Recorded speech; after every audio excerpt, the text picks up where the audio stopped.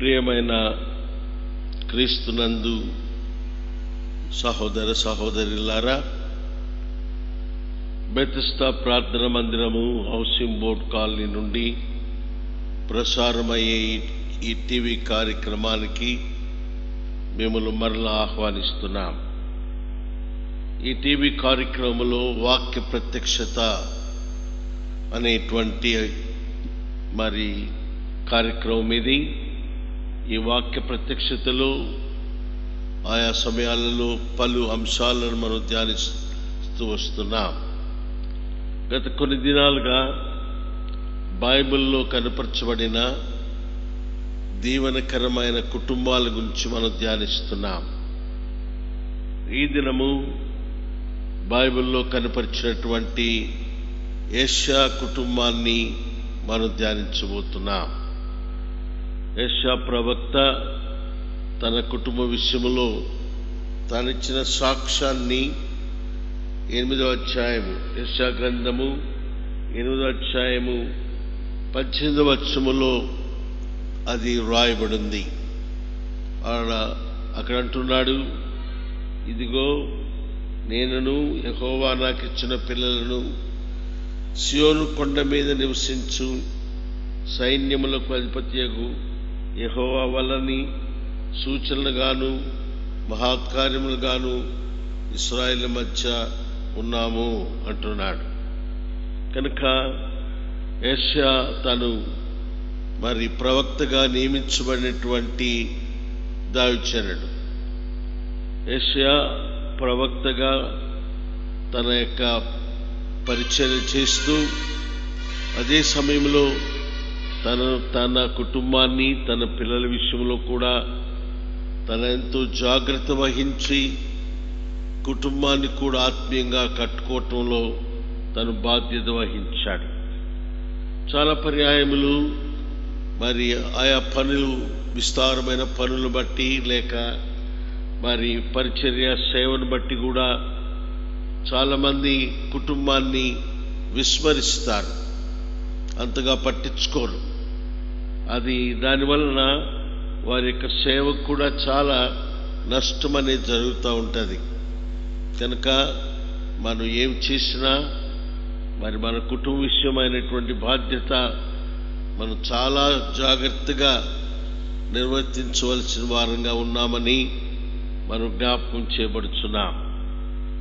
యెషయా ప్రవక్త తను బైబిల్లో రాయబడినటువంటి 17 ప్రవక్తల పుస్తకాలలో తాను రాసింది మొదటి పుస్తకం అన్నమాట.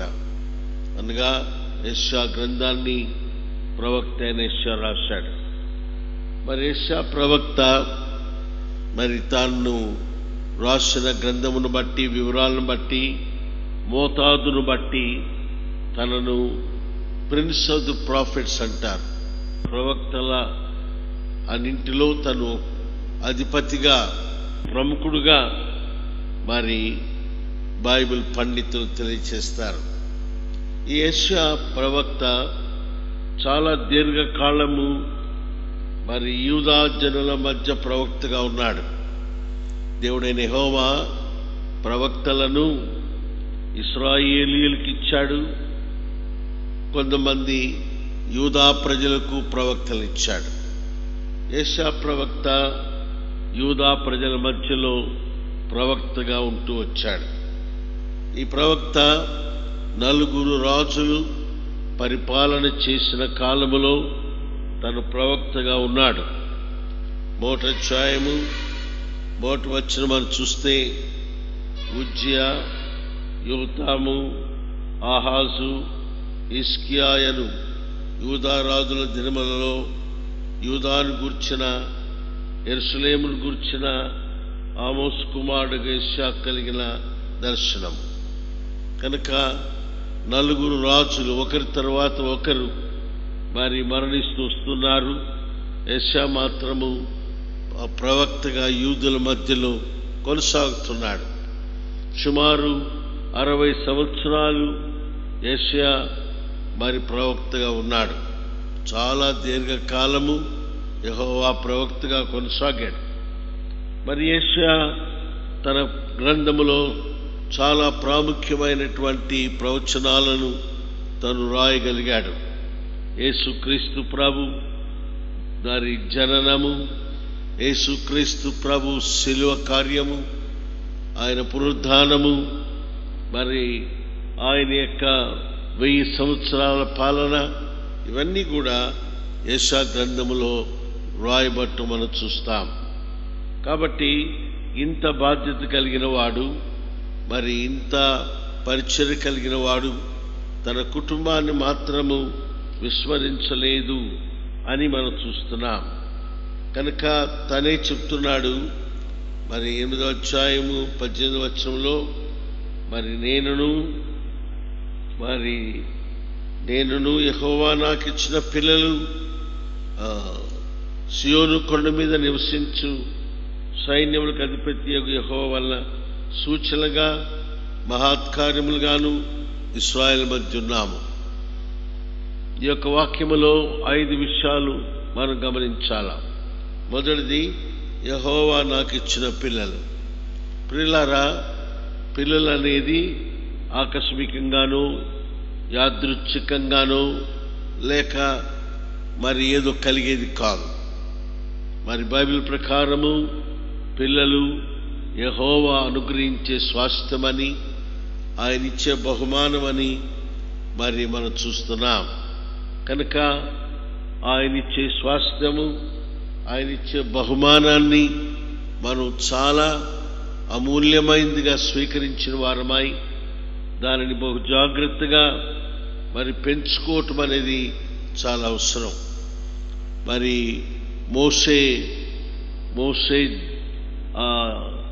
ఐగుప్తులో నైలు నదిలో ఫరో కుమార్తెకు దొరికినప్పుడు ఫరో కుమార్తె మోషే తల్లికి ఆ బిడ్డనిస్తూ చెప్పిన మాట మనం ఇక్కడ జ్ఞాపకం చేసుకోవాలి. ఏమన్నది?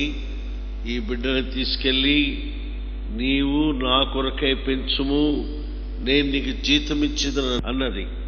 అలాగే యెహోవా దేవుడు మనకు పిల్లల్నిచ్చి ఆ మాటే చెప్తున్నాడు, ఈ పిల్లలను తీసుకో, వారిని నా కొరకై పాలిచ్చి పెంచు. అనగా దేవుని కొరకై పాలు అనేది దేవుని యొక్క వాక్యము. దేవుని వాక్యము చేత వారిని దేవుని కొరకై పెంచాలి, మన కొరకు కాదు. మన కొరకు పెంచుకుంటే వారికి దేవుని ఆశీర్వాదం ఉండదు. దేవుని కొరకై పెంచాల, అది మనం నేర్చుకోవాల.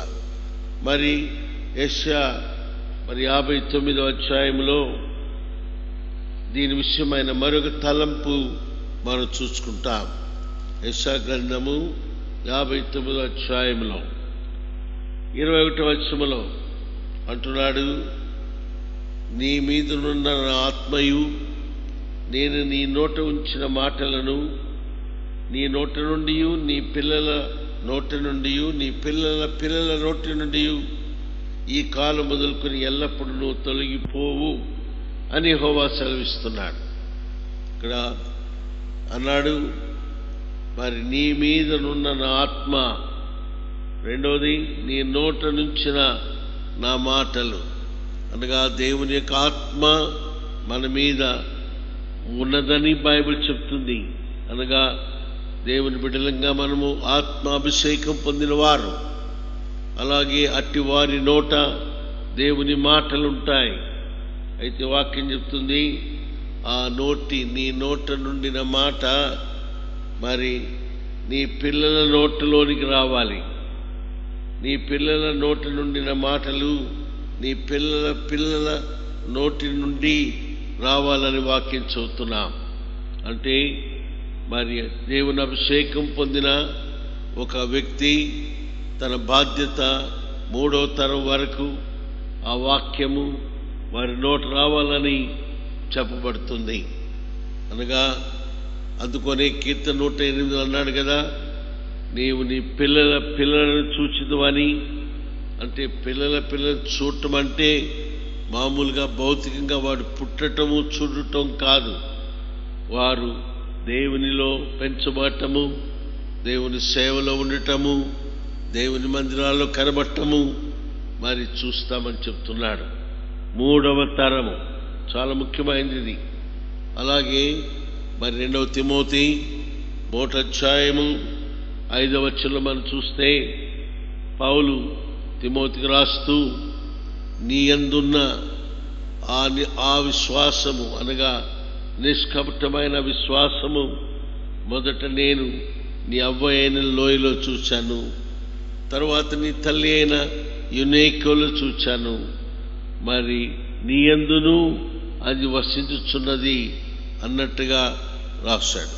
అనగా 3 తరములలో విశ్వాస పరిమాణం తగ్గకుండా, విశ్వాసం యొక్క మరి క్వాలిటీ తగ్గకుండా మరి అందించబడినట్టుగా మనం చూస్తున్నాం. కాబట్టి పిల్లల నోట మన వాక్యము, దేవుడు మన నోట నుంచిన రెండవ విషయం ఇక్కడ గమనించాల్సింది, మరి సియోను కొండ మీద నివసించు సైన్యములకు అధిపత్యకు యెహోవా వలన సూచనలుగా మహత్కార్యములుగా ఇశ్రాయేలు మధ్య ఉన్నాము అంటున్నాడు. మొదటిది యెహోవా నాకు ఇచ్చిన పిల్లలు. మరి ఎక్కడున్నాము? సియోను కొండ మీద నివసించు సైన్యములకు అధిపత్యకు యెహోవా సన్నిధిలో ఉన్నాము. సియోను కొండ అంటే దావీదు మరి పట్టణానికి సియోనుపురం అని పేరు. ఆ మాట 2వ దినవృత్తాంతములు 5వ అధ్యాయంలో మనం చదువుతాం. మరి దావీదు పట్టణానికి సియోనుపురం అని పేరు. దావీదు తన పట్టణాన్ని కట్టించుకున్న తర్వాత మందసాన్ని తీసుకొచ్చి మరి దావీదు పట్టణంలో ఉంచాడు. 2వ దినవృత్తాంతములు 5వ అధ్యాయంలో రాయబడిన మాట ప్రకారం 2వ వచనంలో, తరువాత యెహోవా నిబంధన మందసమును సియోను అను దావీదు పురమునకు తీసుకుని వచ్చినారు. అనగా సియోను అనేది దేవుని నిబంధన మందసము ఉన్నటువంటి స్థలం. అది అంటే యెహోవా సన్నిధి.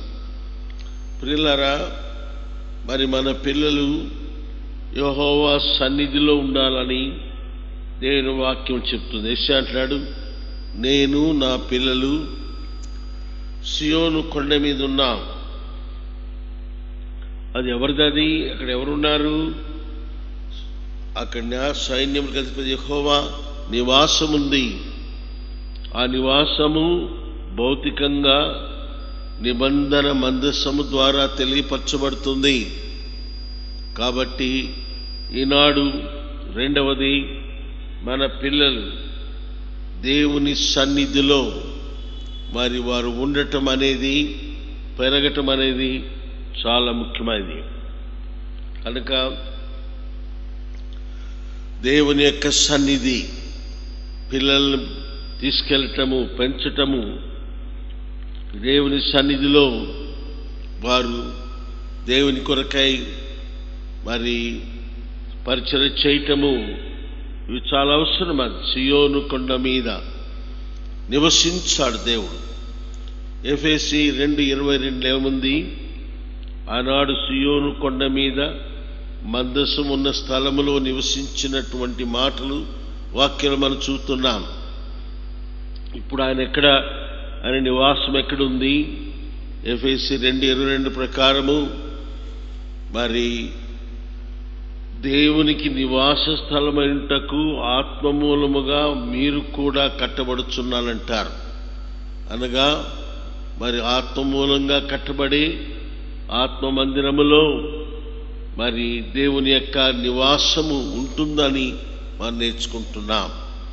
కాబట్టి ఈనాడు మరి దేవుని యొక్క మందిరములో దేవుని ప్రజల పిల్లలు పెరగాలని మరి మనం నేర్చుకోవాలి. యెషయా అంటాడు, నా పిల్లలు సియోను పర్వతం మీద నివసించు యెహోవా కొరకు. కనుక అది చాలా ముఖ్యమైనది. దేవుని యొక్క సన్నిధి అనేది చాలా ప్రాముఖ్యమైనది. దేవుని సన్నిధిలో పిల్లలను మనం పెంచటం అనగా లోకల్ చర్చ్, స్థానిక సంఘముతో పిల్లలు మరి కలిసి ఉండటము. అందుకని స్థానిక సంఘములో పిల్లల కొరకైన పరిచర్య, మరి సండే క్లాస్ అనేది ఉంటుంది, యవనస్తుల కొరకైన పరిచర్య ఉంటుంది. వీటన్నింటిలో పిల్లలు మరి అక్కడ ఉండాలా, పెంచబడాలని మనం నేర్చుకుంటున్నాం. మరి మూడోది ఏం చూస్తున్నాం?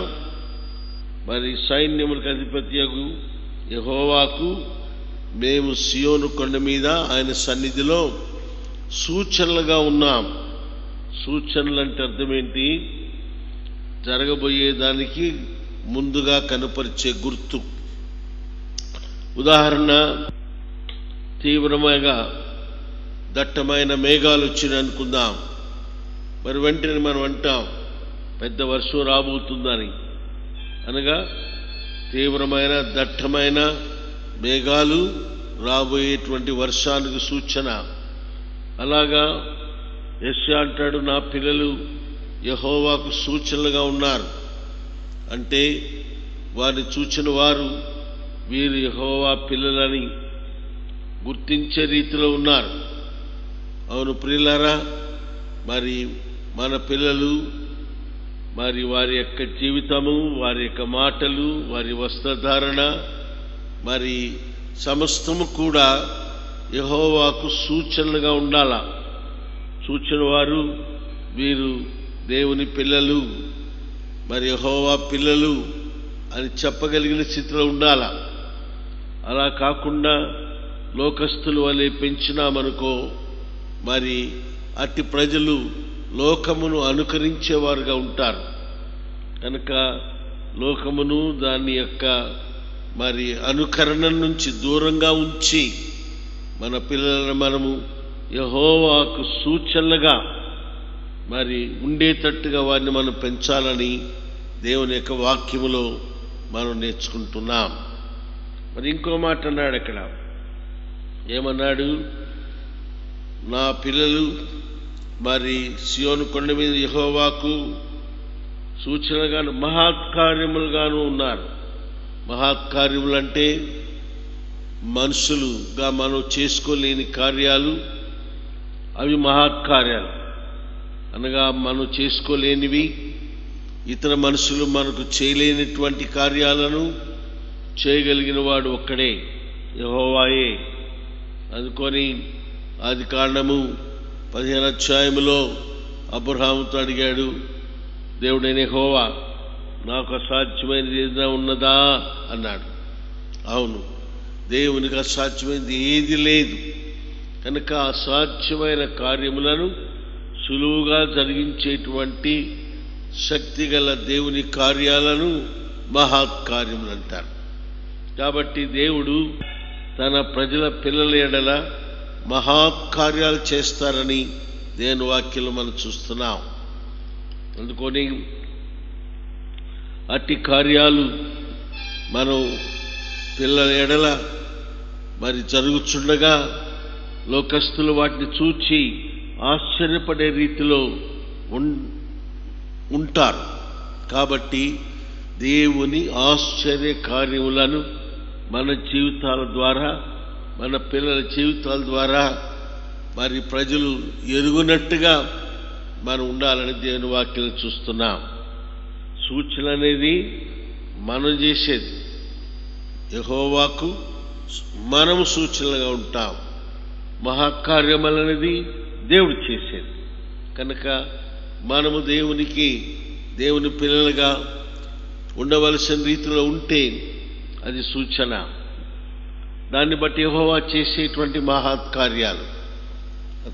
కాబట్టి 4 మనం చూసాం. మొదటిది, నేను యెహోవా నాకు ఇచ్చిన పిల్లలు సైన్యములకు అధిపతియగు యెహోవాకు సియోను కొండ మీద సూచనలుగాను మహత్కార్యముగా ఉన్నాం.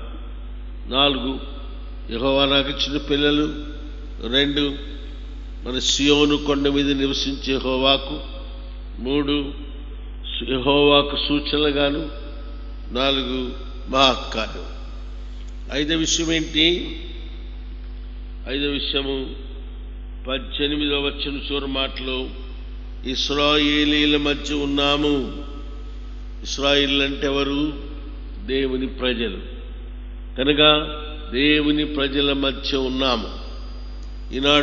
ఆనాడు ఇశ్రాయేలు అంటే కేవలము మరి ఆ 12 గోత్రాల పిల్లల ఇశ్రాయేలీలు. ఇప్పుడైతే మనము ఆత్మ సంబంధమైన ఇశ్రాయేలుగా మరి పిలువబడుతున్నాం. అంటే మనం శారీరరీత్యా మనం ఇశ్రాయేలు కాదు.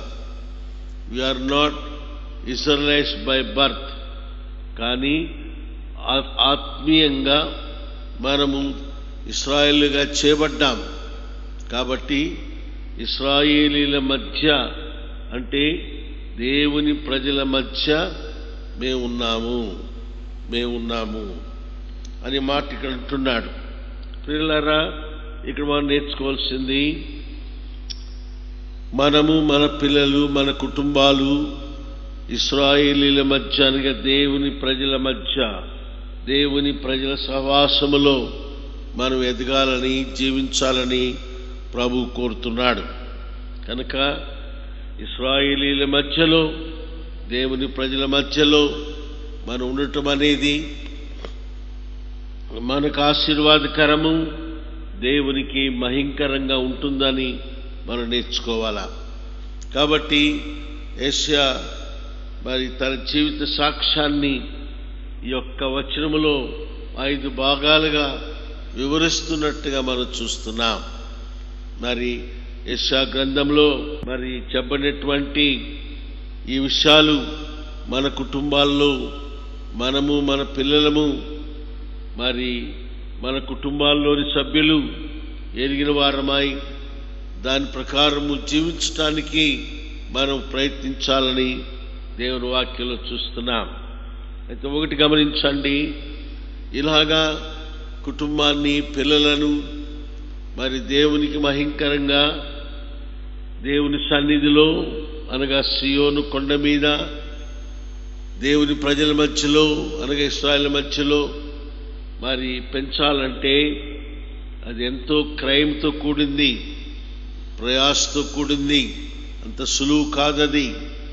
దాని కొరకే మనం ఎంతో ప్రయాసపడాలా, దాని కొరకు మనం ఎంతో క్రయమును చెల్లించాలా.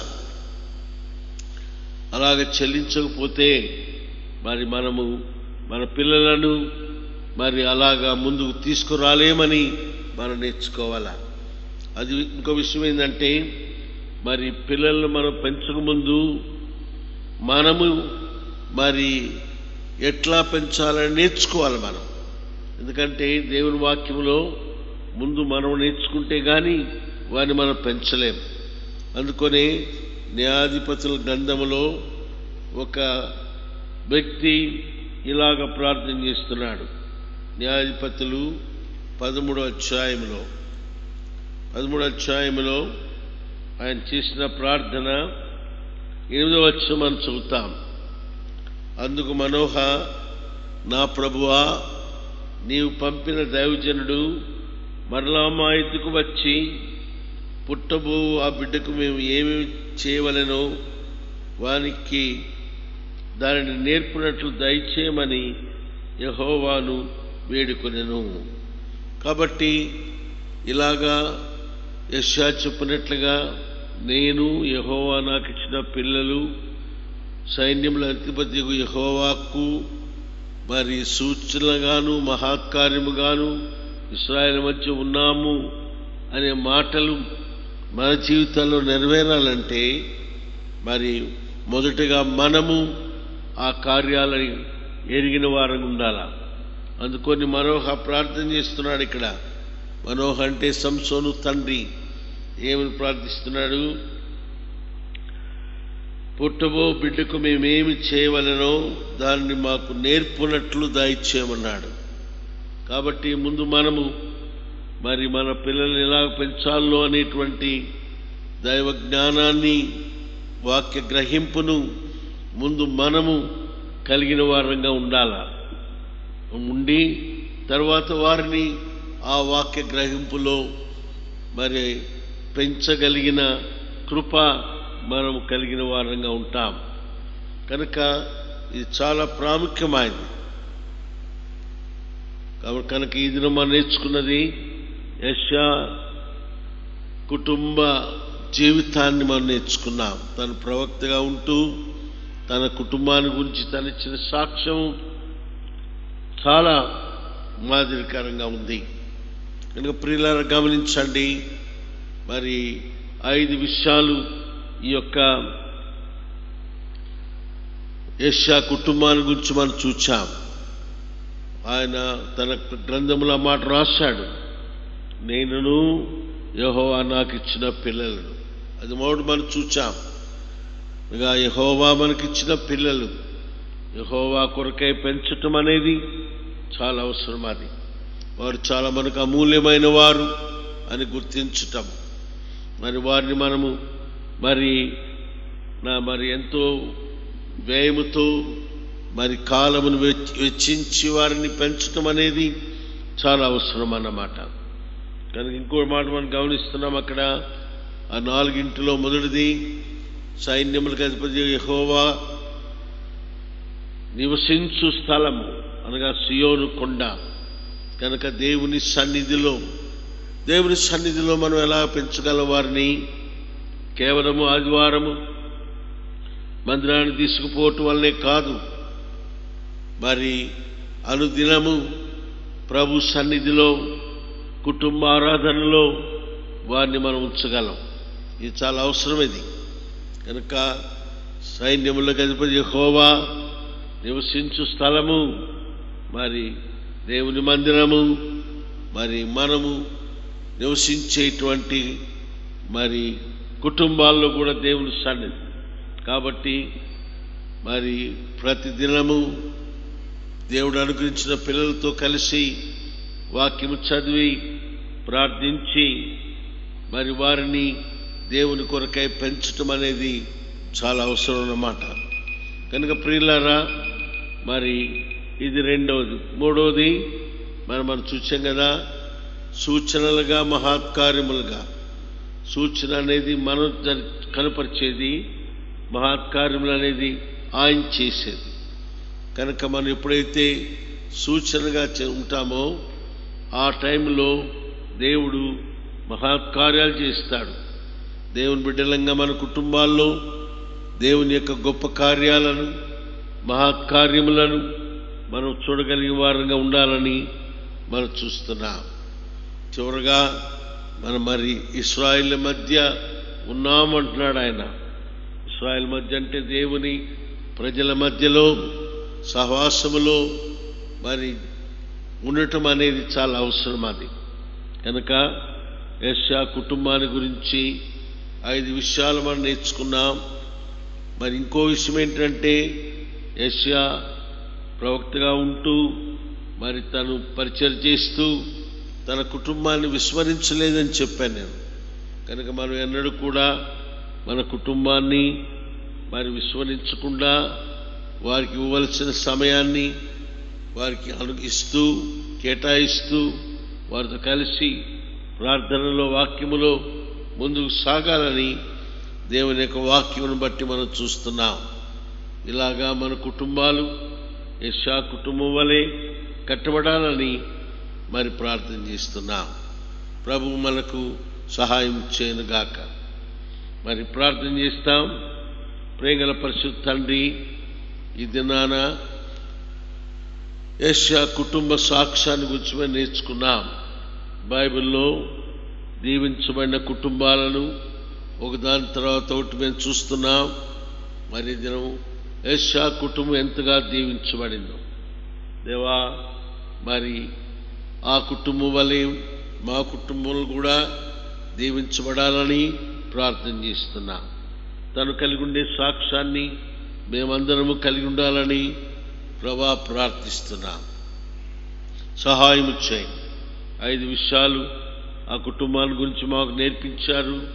ఆ 5 విషయాలు మేము కూడా మా తండ్రి మీ సన్నిధిలో మా తండ్రి మరి ప్రార్థించుకొని బిడ్డలను పెంచుకోవటానికి మీ కృప మెండుకు దయచేయండి. ఇంతవరకు సహాయపడ్డారు, మీకు వందనాలు చెల్లిస్తున్నాం. రాబోయే దినాల్లో మిగిలిన కుటుంబాలను కూడా ధ్యానించడానికి సహాయం చేయమని, విన్నవారి హృదయాల్లో మీ కార్యం జరిగించమని యేసుక్రీస్తు ప్రభు అతి పరిశుద్ధ నామములో స్తుతించి ప్రార్థిస్తున్నాము తండ్రి. ఆమేన్. మన తండ్రి అయిన దేవుని ప్రేమయు, మన ప్రభువైన యేసుక్రీస్తు కృపయు, పరిశుద్ధాత్మ దేవుని సన్నిధి సహవాసము ఇప్పుడును సదాకాలము మనకు తోడైండును గాక. ఆమేన్. ఆమేన్.